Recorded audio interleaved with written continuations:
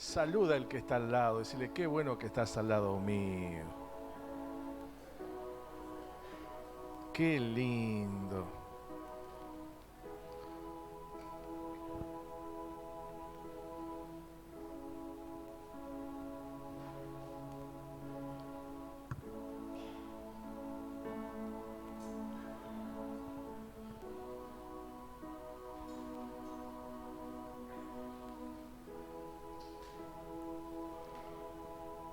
Solo Dios sabe, ¿no? Cuántas situaciones que atravesamos cada uno de nosotros. ¿Cuántos me dicen amén? Pero en todo Dios está, ¿sí? Aún el día jueves que firmé el contrato, había que presentar 2 millones de pesos, ¿sí? Decirle con tu ofrenda de hoy ya estaba. Por eso le digo que todo es mucho, pero sabemos que vale la pena. Vale la pena, vale la pena. Vale la pena cuando uno ve una familia restaurada, vale la pena cuando ve un joven, vale la pena cuando ve una mujer allí en liberación, cuando Dios rompe las cadenas. Vale la pena, porque la obra de Dios es más grande. Y siempre les digo algo y con una certeza, un día vamos a partir de esta tierra y de este lugar no nos vamos a llevar absolutamente nada. Solamente la alegría y el placer de haber predicado a alguien, de que alguien se haya sanado, liberado, haberlo acercado a Dios. Por eso qué hermoso que es la obra de Dios. Amén. Amén. Bueno, muy bien, me escucho con un poquitito de eco, yo acá, me escucho como ahí capaz que... Me escuchaba bien cuando subí, después no sé qué pasó. Hay un complot en contra de mi vida. Yo quiero hablarles que nuestra actitud de fe puede determinar un milagro. ¿Cuántos me dicen amén? Mi actitud puede determinar un milagro. Y esto es importantísimo basándonos en lo que Dios nos viene hablando. Dios nos viene hablando de mirarlo a Él. ¿Cuántos me dicen amén? De no correr la mirada, de no estar distraídos, ¿sí? Mira al que está al lado tuyo y decirle, ¿esta semana te distrajiste por algo? Yo me distraje. ¿Cuántas cosas que nos pasan, nos suceden? Y que todo eso nos lleva muchas veces a distraernos. Y cuando nos distraemos, entramos en lo natural, y cuando entramos en lo natural, entramos en el quebranto. Porque una persona que entra en lo natural deja de ser hijo para ser creación. La gran diferencia con Dios es que cuando uno es hijo, tiene beneficios, la creación es todo. Por eso yo quiero ir a ese texto que Dios nos comenzó a dar en este año. Y ya empezamos noviembre, mirá que está al lado tuyo, decir, ya estamos en noviembre. ¿Se acuerda que les dije en octubre que venían cosas ¿para qué? Para distraernos. Espero que esté atento a la palabra. Dios habla a la iglesia, Dios habla al pueblo, para que solamente podamos estar enfocados. Y usted sabe que en el libro de Éxodo, acompáñeme, capítulo 14, verso 9,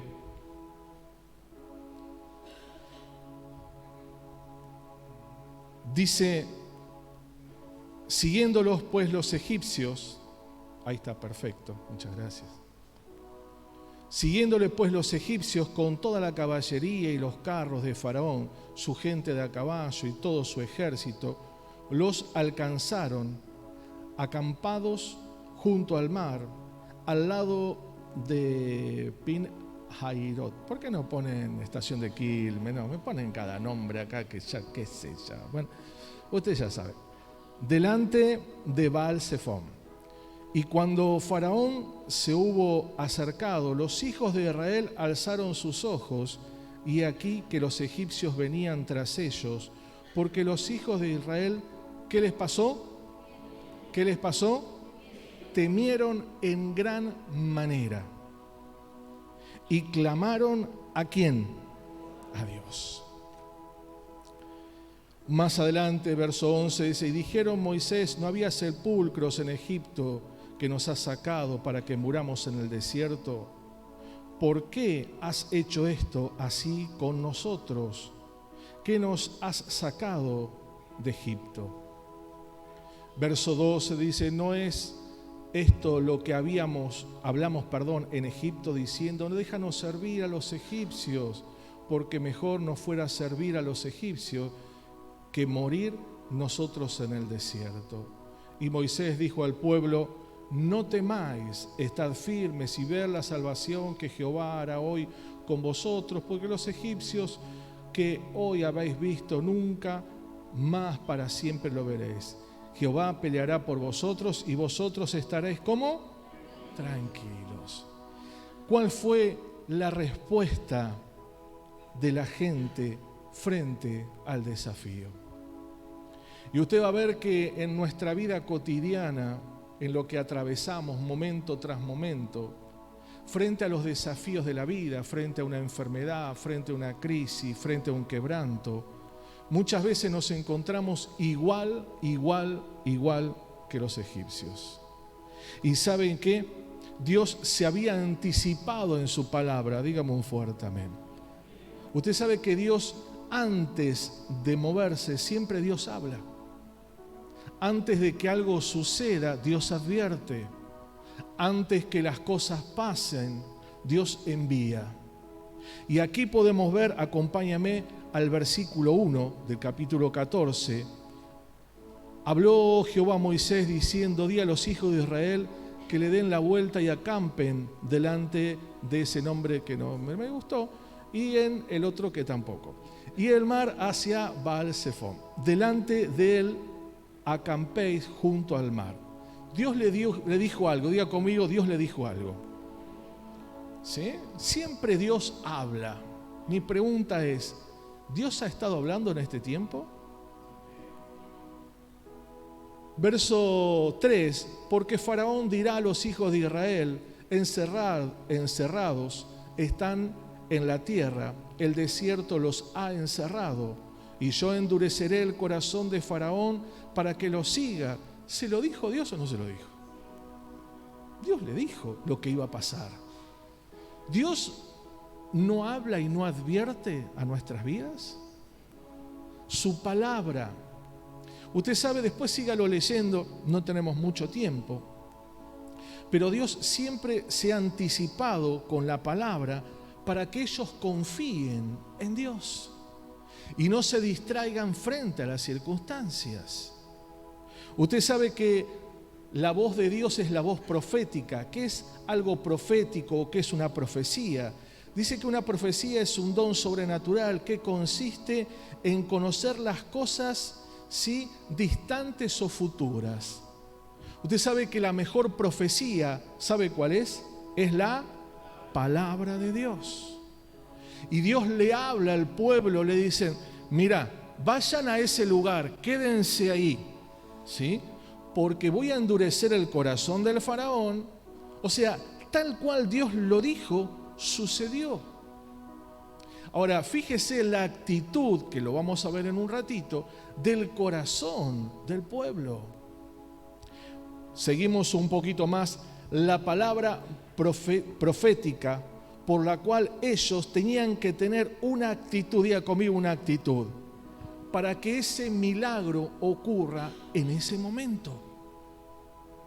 Entonces fíjese, frente a los desafíos de la vida, Dios nos dice que no nos distraigamos. Dios habla y advierte que el enemigo va a venir como río, pero él se va a plantar como esa bandera para cubrirnos, guardarnos. Recién un texto que mi esposa decía, y fue muy fuerte porque fue en el espíritu, y eso nos llevaba ¿a qué? A que Dios tiene el control de las cosas. Una vez más vuelvo a decir, en el libro de Proverbios, capítulo 29, verso 18, dice así algo tan hermoso como que el pueblo sin profecía se desenfrena. Y no está hablando que alguien se pare acá y diga, a ver, la hermana, y describa a la persona y avergüence la persona. La profecía de la palabra de Dios es aquella que nos advierte para que no caigamos, para que no perezcamos, para que si hay una situación volvamos a pensar y decir, pero Dios nos dijo esto, pero Dios nos advirtió de esta situación. ¿Por qué me toma de sorpresa y por qué me enojo frente a eso? Si yo lo que tengo que saber es que Dios me dijo que no me desvíe, que no me corra, que Él es el eje, que ponga mis ojos en Jesús, porque todo lo demás pasa. ¿Cuántos me dicen amén? Ahora, es muy lindo contarlo cuando pasa. ¿Cuántos me hacen así? ¿No? Y qué lindo que es cuando usted atraviesa una situación, una crisis, una adversidad, una enfermedad, ¿no? Y luego ya lo pasó y dice, vi a Dios, pero en el momento, ¿qué sale del corazón? En el momento que sale, ¿estamos aferrados a lo que Dios ha dicho? ¿O una vez más volvemos a ser naturales y reaccionamos y estamos en lo natural? Y aquí el pueblo de Dios estaba presto a un milagro. El pueblo de Dios estaba preparado para alcanzar esa tierra. El pueblo de Dios estaba allí en ese lugar para que avance, pero comenzaron a desanimarse porque dice que levantaron sus ojos y comenzaron a ver la grandeza de la adversidad. Y es ahí donde sus corazones se rebelan. ¿Y qué comenzaron a decir? Moisés, Dios, que dejanos en Egipto, ¿para qué nos trajiste? Pero si Dios te dijo que iba a pasar. Dios les dijo más claro, imposible. Dios no hace nada sin que el pueblo esté advertido. Por eso es que el pueblo perece por falta de conocimiento. Cuando el pueblo no vive la palabra de Dios, podemos conocer muchísimo la Biblia. Podemos, dice el libro de Corintios, capítulo 13, puedo hablar lenguas, ¿no es cierto?, celestiales, puedo hacer profecía, puedo hacer tantas cosas, pero dice, si no tengo ¿qué? Nada. No me sirve de nada. Puedo hacer tantas cosas, pero si yo no tengo ese amor, y ese amor es cuando yo pongo por obra la palabra, mi vida, mi corazón es transformado y es cambiado por el poder del Espíritu Santo. Diga un fuerte amén, amén. Dios siempre se anticipa a todo acontecimiento, amén, para que no desmayemos, para que no decaigamos, ni estemos distraídos frente a lo que está por venir. Sabe que Dios nos ha hablado para este año y que avancemos. Mi pregunta es, ¿le creí a la palabra? ¿Le he creído o me quedé? Porque será de Dios, no será un sentimiento, no será. Pero Dios dijo que avancemos. Y el avance se da por fe.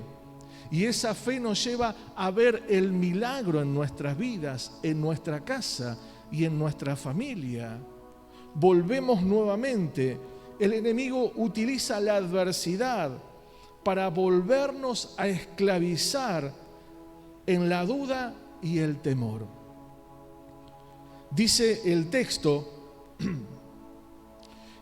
verso 10, y cuando Faraón se hubo acercado, los hijos de Israel alzaron sus ojos, y aquí que los egipcios venían tras ellos, por lo que los hijos de Israel temieron en gran manera y clamaron al Señor. Había un propósito cuando Faraón se da cuenta, léalo después en su hogar más tranquilo, y se da cuenta, dice, los dejamos ahí, nos quedamos sin esclavos. No tenemos a nadie ahora.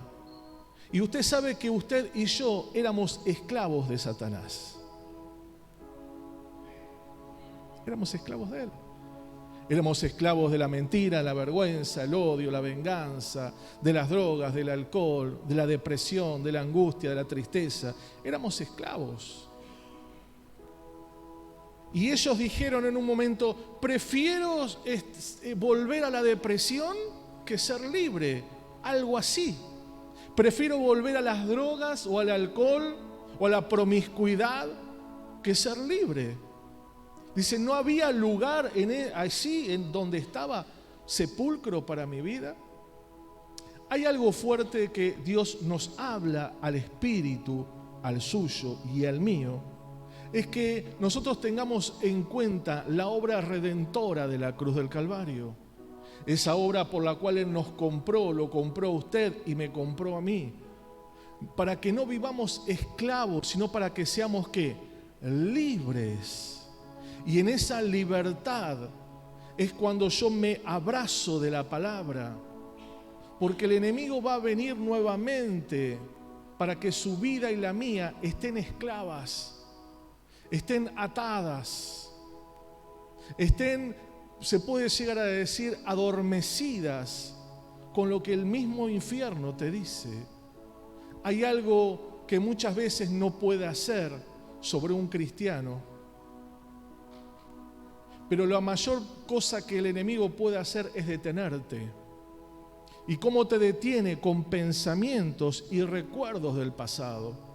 Es ahí donde te paraliza y no te deja avanzar al gran propósito que Dios tiene. Mi actitud de fe hará que ocurra el milagro.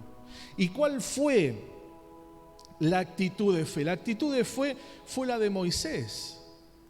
Moisés, aún frente a la gran duda que tenía en su corazón, él había experimentado esa cercanía con Dios y había oído su voz, la palabra.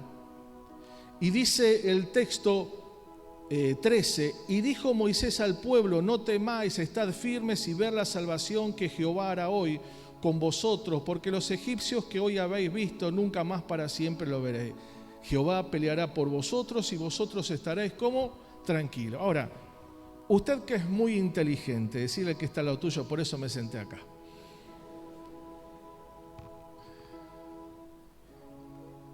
¿Usted cree que Moisés le faltaba un tornillo? No. Yo creo que Moisés vio la imposibilidad, vio la dificultad, vio el ejército, vio el mar, vio que no tenían para dónde salir, pero no le quedaba otra. O acepto lo que Dios me dijo, o realmente vuelvo a la esclavitud. Y muchísimas veces nuestras reacciones frente a situaciones somos nosotros los que decidimos. Y hay muchas personas que vuelven nuevamente a la esclavitud. Entonces Moisés anima al pueblo para poder darle ese grano de mostaza que necesitaban para que su fe comience a agigantarse y para que vean lo imposible como posible, lo irreal como real. Moisés influye en el mundo espiritual con palabras totalmente distintas y diferentes a las que hablaban miles de personas. Donde hay una persona que le cree a Dios, donde hay un hombre, una mujer en la familia que le cree a Dios, las cosas espirituales comienzan a suceder.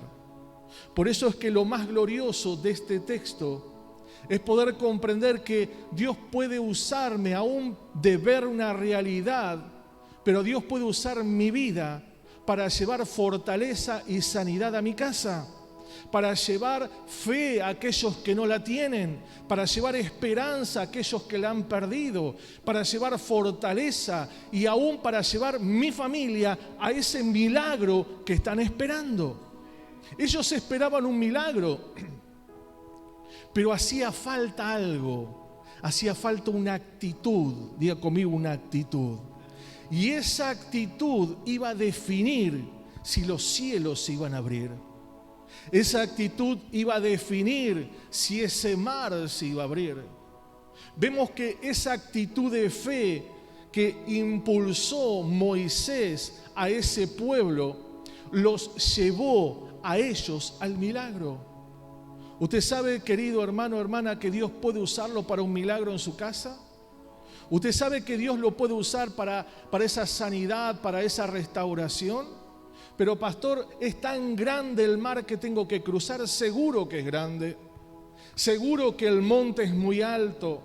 Seguro que la adversidad es enorme, no lo dudo, porque Moisés vio ese ejército que venía, pero también Moisés recordó lo que Dios le había dicho. Y aún con todas sus dudas, porque el Señor le dice, ¿por qué clamas a mí, Moisés? Algo más, decir al pueblo que marche. Algo que Dios quería era que aquel que tenía el dominio espiritual, que era Dios, pero sobre esa tierra lo visible era Moisés, no tenían, porque ellos no veían a Dios. Y aún muchos de ellos no creían en Dios. Pero usó la fe de este hombre, el encuentro que había tenido Moisés con Dios, para que él sea la influencia para llevar la bendición a su familia. Así que mira al que está al lado tuyo y decirle, Dios te va a usar. Amén. Dios te va a usar. Dios te va a usar para impulsar esa fe, para dar la esperanza, para que ese milagro ocurra, para que ese mar se abra, para que el enemigo sea avergonzado y retroceda. Pero solamente si hay alguien, como les decía aquí, que tenga esa actitud de fe para seguir adelante. ¿Qué quería Dios en medio de esa dificultad? Primero, que el pueblo no se distraiga. Algo que Dios advierte, profetiza, dice, se anticipa, es para que el pueblo no se distraiga. Yo quiero que esta palabra la tome en el Espíritu y la abrace en el Espíritu. Y esta palabra usted pueda tenerla en su corazón, aún frente a los días que nos quedan de este año y aún frente a lo que nos queda de vida sobre esta tierra. Que las situaciones naturales no lo distraigan de las promesas de Dios. Amén. No nos asociemos a lo que vemos. No cedamos frente a la adversidad. Dios estaba hablando y lo que quería sobre ese pueblo es que ellos no se distraigan frente a lo imposible, porque Él les dice, les habla, les aconseja, yo voy a hacer esto, pero me voy a glorificar. Mire, lo vamos a seguir leyendo porque Dios sigue hablando. Verso 4, 14, capítulo 14 dice, y yo endureceré el corazón de Faraón para que lo siga. Dice, y seré glorificado en Faraón y en todo su ejército, y sabrán los egipcios que yo soy Jehová. Y ellos lo hicieron así. Dios quería decir, yo soy tu Dios. Y algo que Dios quiere hacer con tu vida, con tu familia, con tu corazón, es una vez más decir a ese imposible que viene a abrazarte, una y otra vez decir, yo soy el Dios de mi hijo o mi hija. Yo soy el Dios de esta familia. Yo soy el Dios de esta casa. Y puede venir la adversidad seguro, y que va a ser grande, ni te dudo, porque seguro que va a ser grande. Pero mi actitud de decir, Señor, veo lo imposible, pero como dijo aquí Moisés, el Señor es más grande. Dice que Él peleará por vosotros y vosotros estaréis ¿cómo? Tranquilos. Algo que nosotros tenemos que comprender es que la batalla no es nuestra. Dígame un gran amén. ¿La batalla de quién es? Es de Dios. Pero cuando aprendemos a confiar, cuando aprendemos a descansar en sus manos, cuando aprendemos a ver la grandeza de Dios en medio de esa circunstancia.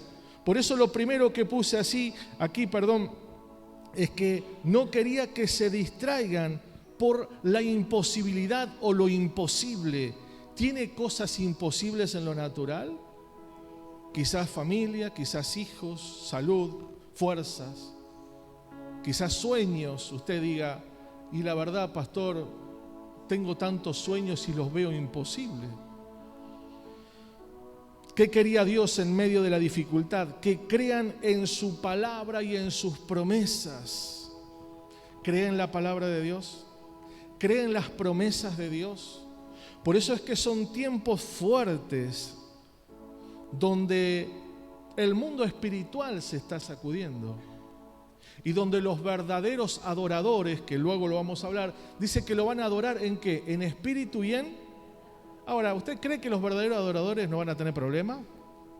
¿No van a tener dificultades? ¿No vamos a tener adversidades? ¿No vamos a tener imposibles? Pero habla de una realidad. Para que ocurra, hay un ingrediente principal y es tener esa actitud de decir, veo, pero ¿sabes qué? Creo lo que Dios me dijo. Veo, pero ¿sabes qué? Dios me prometió otra cosa. Hay una hermosa promesa que le decía en estos días. Allí dice, y serás salvo tú y toda tú. Ahora, miramos la casa y vemos que es un desastre. Es así, la realidad.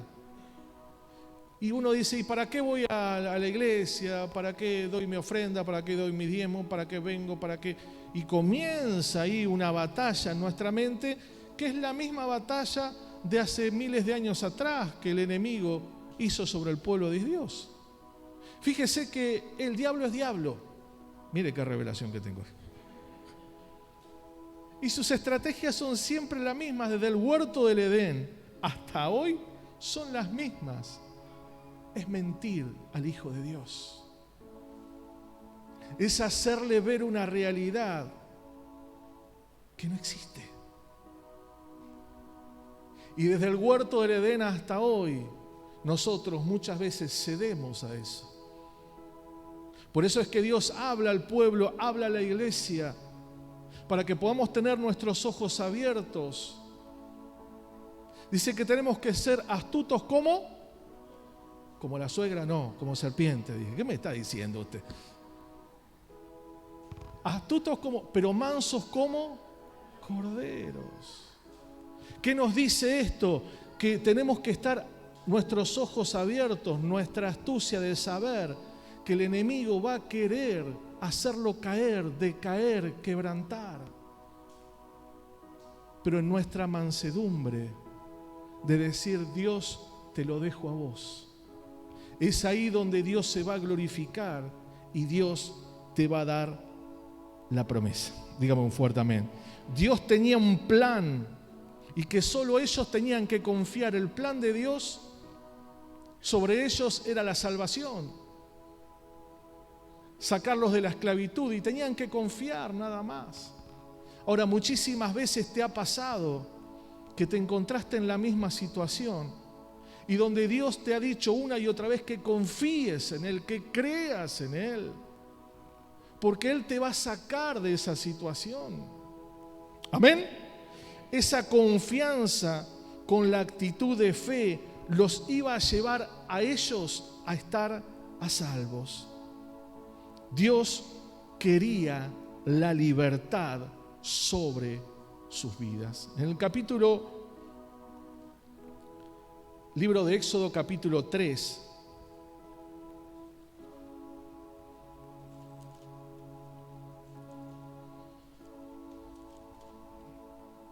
versículo 7, dice: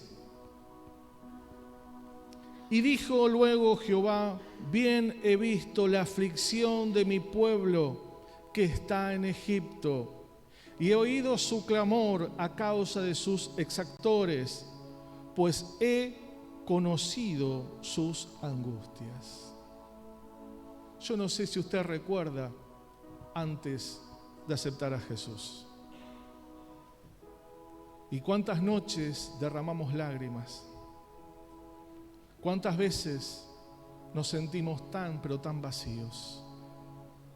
¿Cuántas veces vivíamos atados a situaciones y el dolor, la angustia, la tristeza era lo que reinaba. Y dice que el pueblo de Dios estaba exactamente en la misma, era oprimido, era subyugado.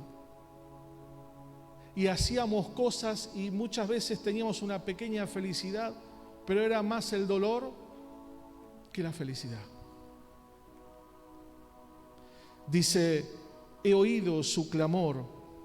Verso 8, y he descendido para librarlos de la mano de los egipcios y sacarlos de aquella tierra a una buena y ancha, a tierra que fluye leche y miel, a los lugares del cananeo, eteo, amorreo, fereceo y del heveo, el jeruseo y todo lo heveo más. O sea, vos fíjate el propósito de Dios. ¿Dios quería algo malo sobre el pueblo? No. Él quería ponerlos en una tierra espaciosa. Iglesia, camino a la vida. Si yo te diría que esto es una palabra profética, es lo que Dios está haciendo. Dios quiere poner a la iglesia en una tierra espaciosa. Dios quiere poner a los obreros en una tierra espaciosa. Dios quiere poner a cada miembro de la iglesia en una tierra espaciosa. Dios ha visto y ve, pero lo que Dios tiene es mucho más grande de lo que el enemigo puede hacer. Por eso es que son días de fe, son días de cielos abiertos, son días de esperanza, son días para poner todas nuestras fuerzas y nuestra fortaleza en las promesas de Dios.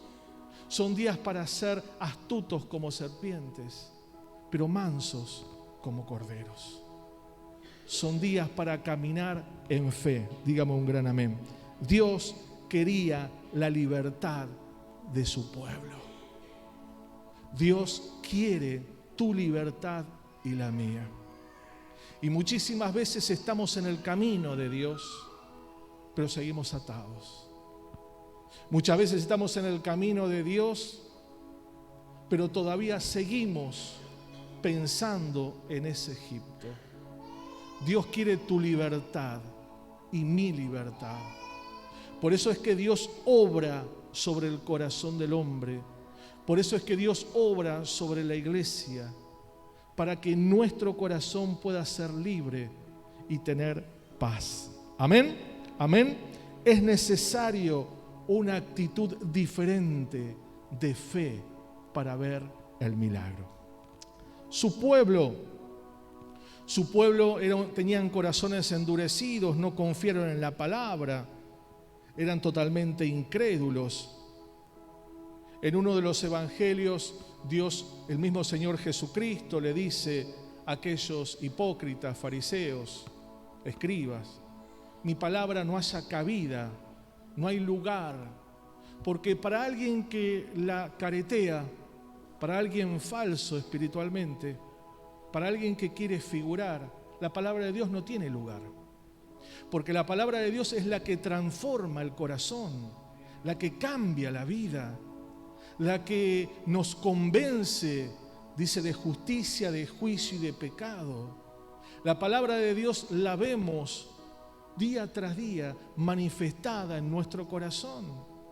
Y acá podemos ver un pueblo con ese corazón endurecido, que les convenía a ellos estar mejor allí porque no tenían ningún compromiso, hacían lo que querían, tenían su poquitito de comida al mediodía y a la noche, y por más que recibían latigazos, eran oprimidos y eran esclavos y no tenían libertad, no le daban el valor que Dios quería hacer sobre ellos.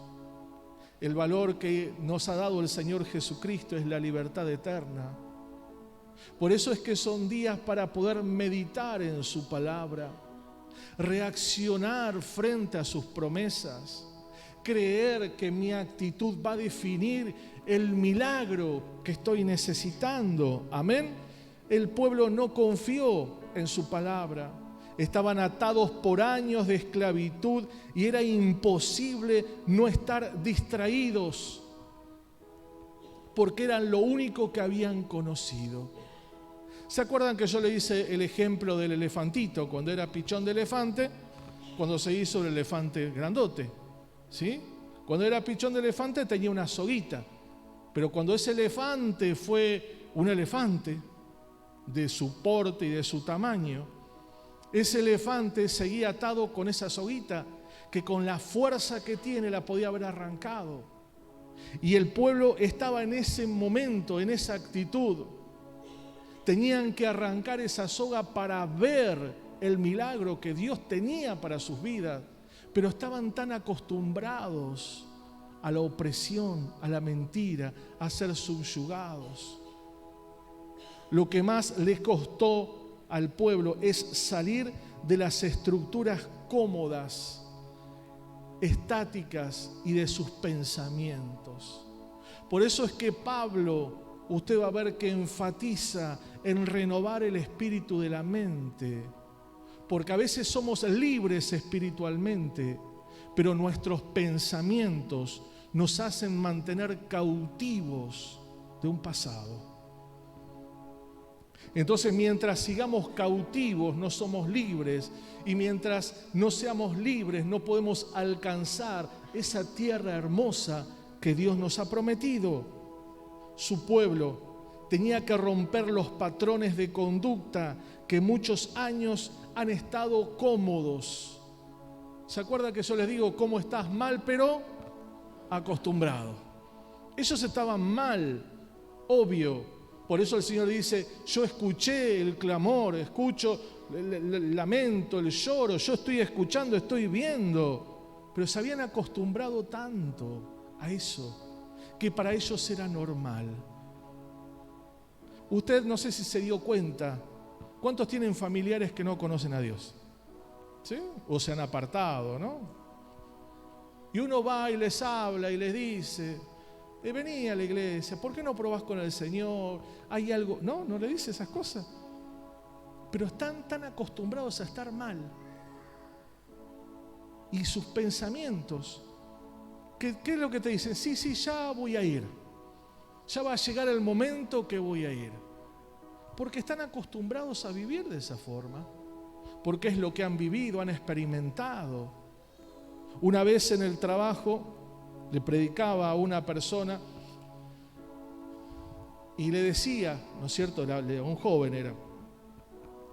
Y me decía, bueno, sí, en algún momento voy a ir. Mira, yo te lo digo, porque yo estuve de tu lado. Y estuve atado como vos estuviste. Y hoy estoy en esta posición. Y yo te invito a que vos puedas conocer la libertad de tu vida. Y por supuesto que no aceptó nunca. Pero ¿sabes qué? Es lo que sucede. Nosotros hemos participado, hemos sido parte de esa situación y nos encontramos en la misma situación. ¿Sabe qué? No querían lo nuevo de Dios. La actitud de fe de un hombre solo llevó al pueblo a una victoria. Y no lo vamos a buscar, pero hubo dos personas en el libro de Números capítulo 14, verso 9, llamados Josué y Caleb. Dos personas que frente a los otros 10 que miraron lo mismo, diga conmigo, miraron lo mismo. ¿Se acuerda de los 2 espías? ¿Sí? Si no, léalo después así. Números 14, 9. Vieron lo mismo, vieron los gigantes, vieron la imposibilidad, pero hubo 2 que dijeron, lo vamos a comer como pan. Porque ellos creían en el Dios que los había llamado.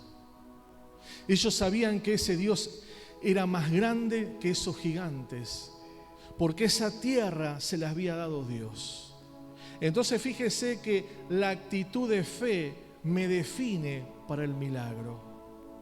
¿Y sabe quién entraron en la tierra prometida? Esos 2 loquitos que tuvieron una actitud de fe. Espero que estos sean días donde usted sea uno de esos loquitos.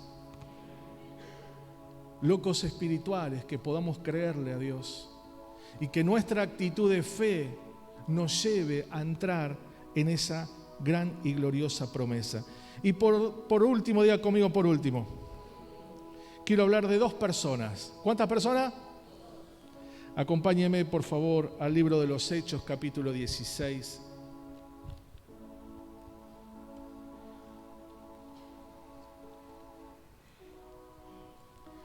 Mi actitud define Él. ¿Qué define mi actitud? ¿Qué define mi actitud? Mirá al que está al lado tuyo y decirle, te vas a olvidar de todo el sermón seguro. Pero no es que tenga poca fe, pero decirle, tu actitud, dígaselo, va a definir tu milagro. ¿Amén? ¿Amén? Hechos 16.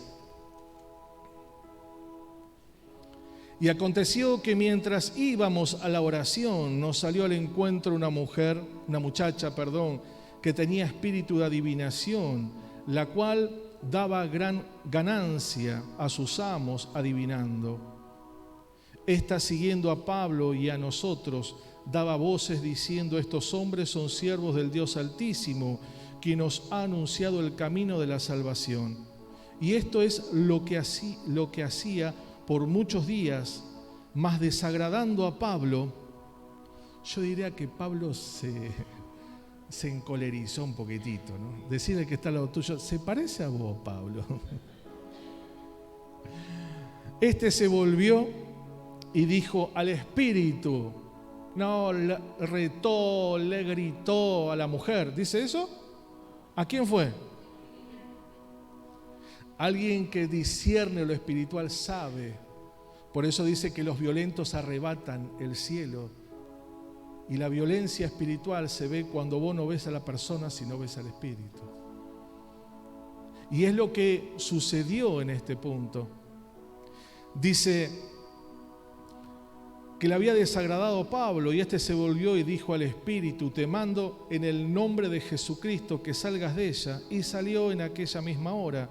Y viendo esto, sus amos, que había salido, la esperanza de su ganancia, prendieron a Pablo y Silas y los trajeron al foro ante las autoridades. Y presentándole a los magistrados, dijeron, estos hombres, siendo judíos, alborotaron nuestra ciudad y enseñaron costumbres que no nos es lícito recibir ni hacer, pues somos romanos. Se agolpó el pueblo contra ellos y los magistrados, rasgándole las ropas, ¿qué hicieron? Ordenaron azotarlos con vara. Y esto no era una ramita del arbolito, ¿eh? Le dieron duro. Después de haber azotado, ¿cómo? Mucho, diga conmigo, mucho. ¿Sí? Echaron en la cárcel mandándole al carcelero que los guardase con seguridad, el cual, recibido este mandato, lo metió en el calabozo de más adentro y le aseguró los pies con cepo. Pero a medianoche, diga conmigo, a medianoche, orando Pablo y Silas, cantaban himnos a Dios y los presos, ¿qué pasa? ¿Se da cuenta que la actitud define el milagro? ¿Qué actitud estoy teniendo en estos días? Porque esa actitud definió el milagro de Pablo y de Silas. La actitud de Moisés definió el milagro, y no solamente para él, sino para el pueblo. Entonces sobrevino de repente un gran terremoto, de tal manera que los cimientos de la cárcel se sacudieron y al instante se abrieron todas las puertas y las cadenas de todos se soltaron. Tremendo y glorioso milagro de Dios. Un milagro que pocas veces está registrado en la Biblia, pero un milagro que va abrazado de alguien que creyó. De alguien yo puse aquí, ¿no es cierto?, que nos enseña esta historia, que la voluntad de Dios se manifiesta en nuestras vidas. Lo primero.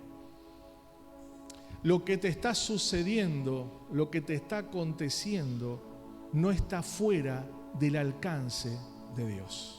¿Me comprende? No está fuera.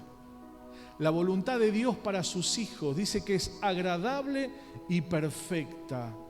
El tema está cuando nosotros rechazamos la voluntad. Fíjese que una actitud de fe determinó el milagro. Ellos no estaban distraídos por los problemas. ¿Sabe que lo primero que hubiese pasado, por ejemplo, en mi vida, yo me hubiese enojado muchísimo, quizás con el carcelero, con la mujer, con los que me pegaron con la vara?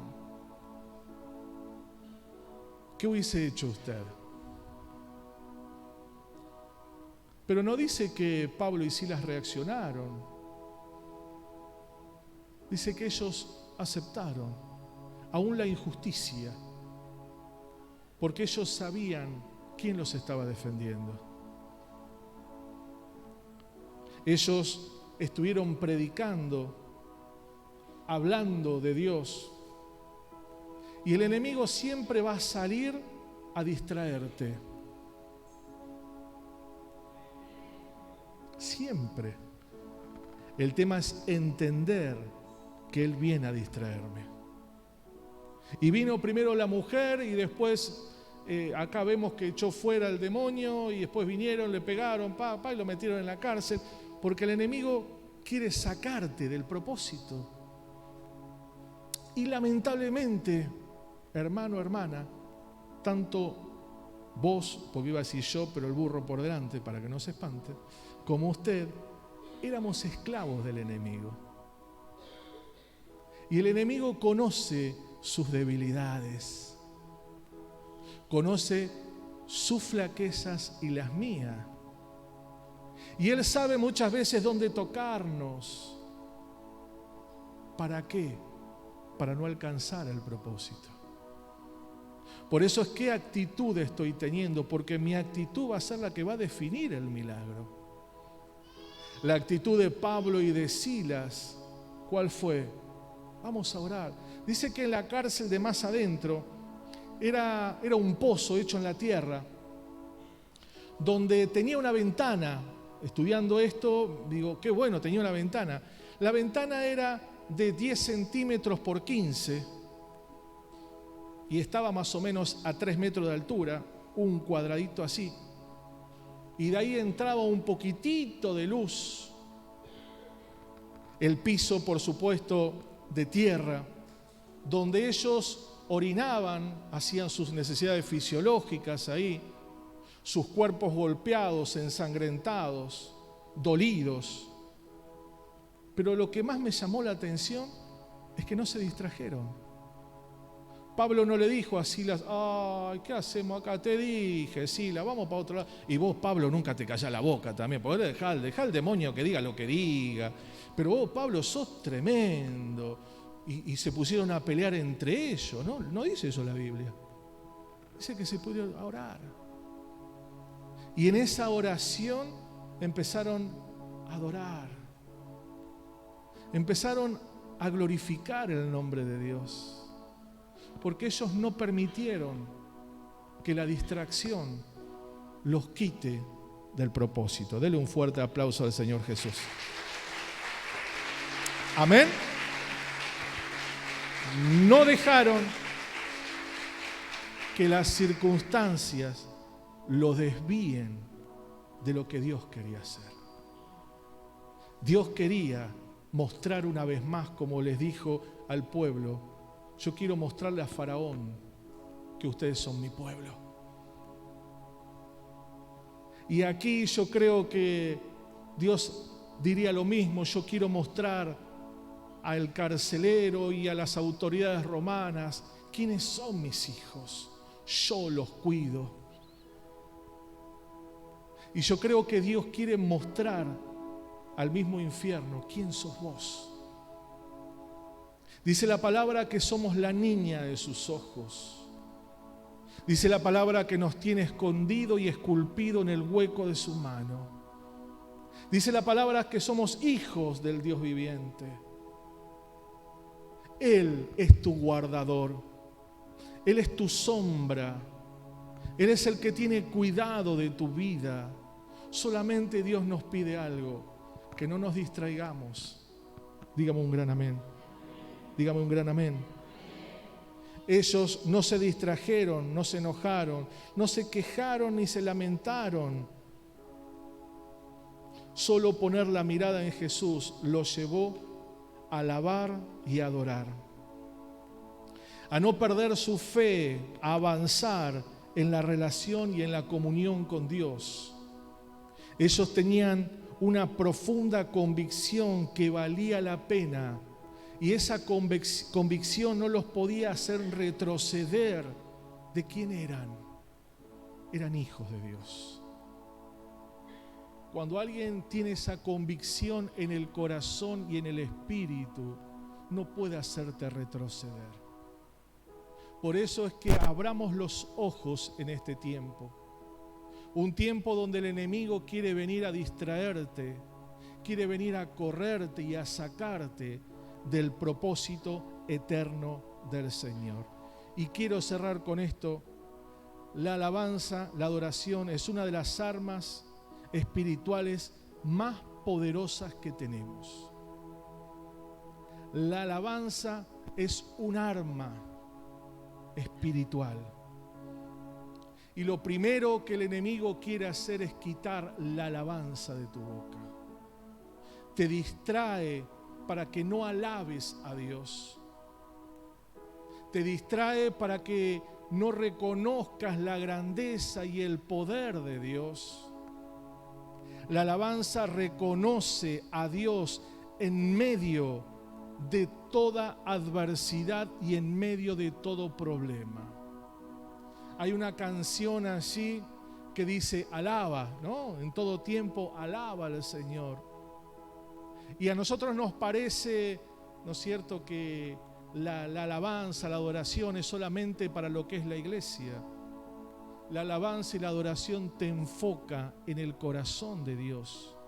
La alabanza y la adoración te lleva a reconocerlo al Señor frente a la dificultad que estás atravesando.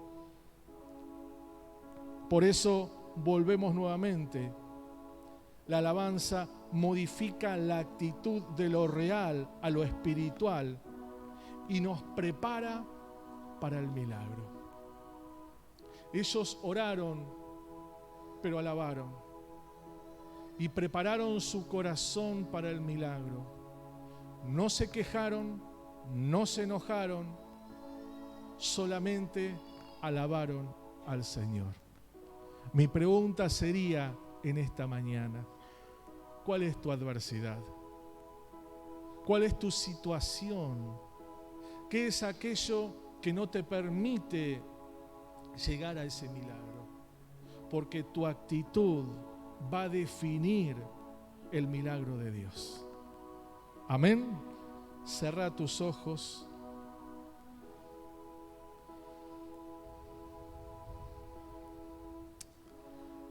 Amado Dios, en el nombre de Jesús, Señor, queremos una vez más poner nuestro ser, nuestra vida delante de tu presencia. Señor, te damos gracias porque tú eres fiel y eres real. Señor, que sean días donde no estemos distraídos. Que sean días, Señor, donde frente a la dificultad, al problema o la adversidad, nosotros podamos estar enfocados en ti, Señor. Señor, yo quiero orar por cada persona que está en este lugar. Señor, que pese a las condiciones, pese a las circunstancias, tú puedas una y otra vez glorificarte, Señor. Señor, mira cada hogar, cada familia, Señor, y que ninguna situación los corra o los saque, los desenfoque del milagro. Señor, una iglesia advertida por tu palabra.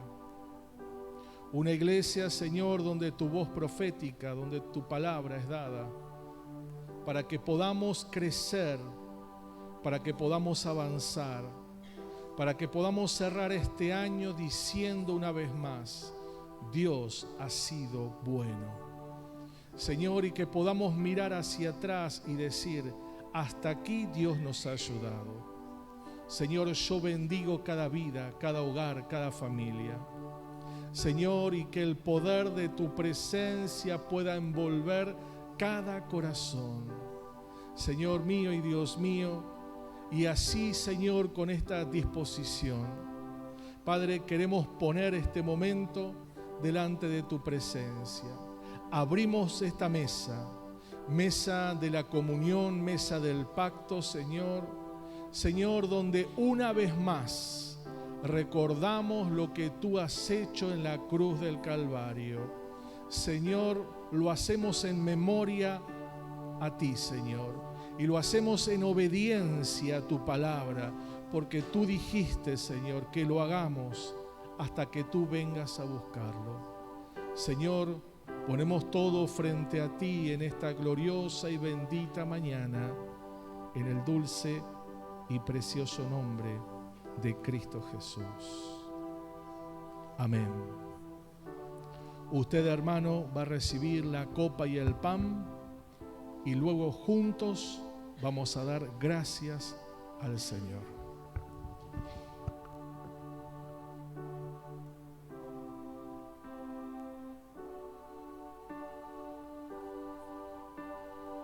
Gracias por la cruz, oh Dios, el precio que pagaste por mí, llevando mi pecado allí. Sublime amor, tu gracia me salvó. Gracias por tu amor, oh Dios. Tus manos clavadas por mí, me has lavado, Señor. Conozco hoy tu abrazo y tu perdón. Digno es el Señor, en su trono está. Hoy te coronamos Rey, y reinas con poder. Altísimo Señor, Jesús, Hijo de Dios, el amado del cielo en la cruz murió. Digno es el Señor,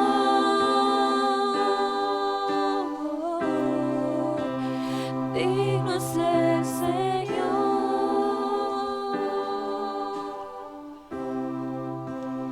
Gracias por la cruz, oh Dios, el precio que pagaste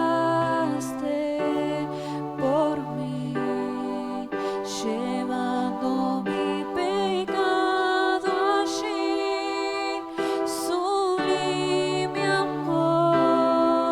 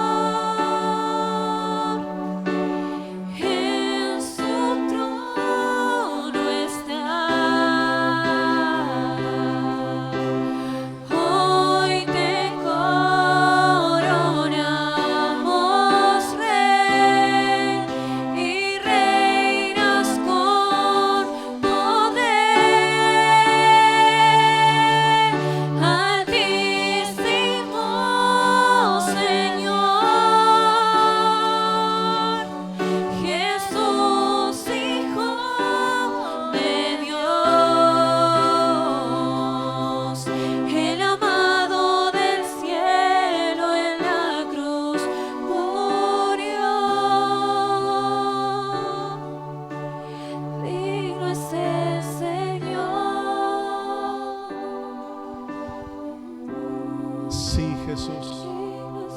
Tú eres digno, Señor. Tú eres digno de toda exaltación. Tú eres digno de toda honra, de toda gloria y de toda alabanza. Señor, en esta mañana, junto a la iglesia, junto al pueblo, Dios, Señor, queremos celebrar una vez más la victoria de la cruz del Calvario. Esa victoria, Señor, que nos ha hecho herederos y coherederos de una gracia eterna. Esa victoria que nos hizo hijos tuyos. Y hoy, Señor, en obediencia a tu palabra, conforme a lo que tú nos has dejado, Señor,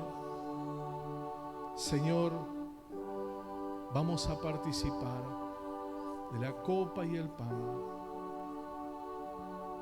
Dice su palabra, porque yo recibí del Señor lo que también os he enseñado, que el Señor Jesús, la noche que fue entregado, tomó pan y habiendo dado gracias, lo partió y dijo: tomad, comed. Esto es mi cuerpo que por vosotros es partido. Haced esto en memoria de mí. El hermano Gabriel va a dar gracias por el pan. Padre, en el nombre de Jesús, Señor, en esta hermosa mañana, Señor, queremos honrar tu nombre, honrar tu presencia, Señor, y ese cuerpo partido, molido, Señor, por cada uno de nuestros pecados, Señor, como compartía en esta mañana y en la apertura, ese sacrificio, Señor, que hiciste una vez y para siempre, Señor, una salvación, una libertad eterna para nuestras vidas. Señor, te damos gracias. Gracias por ese cuerpo. Gracias, Señor, por haber llevado en tu cuerpo nuestros pecados, nuestras dolencias, nuestras, Señor, aflicciones. En el nombre poderoso de Jesús, Señor mío, te damos gracias, Señor. Y ahora participa, hermano, del pan. En el nombre de Jesús.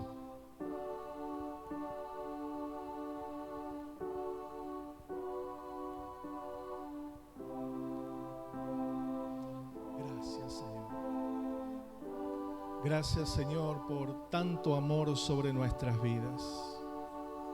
Gracias por tus misericordias. Gracias por tus piedades. Señor, gracias. Tu palabra dice que asimismo tomó también la copa después de haber cenado, diciendo: esa copa es el nuevo pacto en mi sangre. Haced esto todas las veces que la bebieres en memoria de mí. Señor, tomamos esta pequeña copa, símbolo de tu sangre derramada en la cruz del Calvario. Sangre la cual, Señor, cubrió y limpió cada uno de nuestros pecados. Sangre, Señor mío, que sigue cubriendo nuestras vidas, nuestra casa y nuestra familia. Hoy, Señor, junto a la iglesia, miramos hacia atrás, Señor, y entramos en el mes de noviembre, 11 meses donde hemos visto tu cobertura, tu amor, tu poder, tu bondad, tus misericordias. Hemos visto, Señor, cómo has peleado nuestras batallas. Hemos visto, Señor, que nos has defendido. Hemos visto milagros, Señor mío. Padre, por eso hoy levantamos esta copa, Señor, en gratitud, Padre. Señor, y en comunión contigo y con cada uno de los que estamos en este lugar. Señor, gracias por tu sangre. Queremos orar, Señor, por aquellos enfermos, por aquellos que están con dolencia, por aquellos, Señor mío, que están pasando momentos difíciles. Señor, clamamos a través de tu sangre, Señor, milagros sobre las vidas. Padre, milagros sobre la familia, milagros sobre los hijos, Señor, porque creemos en ese Dios de poder. Señor, que al participar de esta copa, Señor, aún nuestras actitudes de fe, Señor, sean, Señor mío, transformadas para seguir viéndote a ti, Señor, como el todo de nuestras vidas. Señor, gracias por esa sangre derramada en la cruz del Calvario, en el nombre de Cristo Jesús. Beba de la copa, querido hermano, en el nombre de Jesús.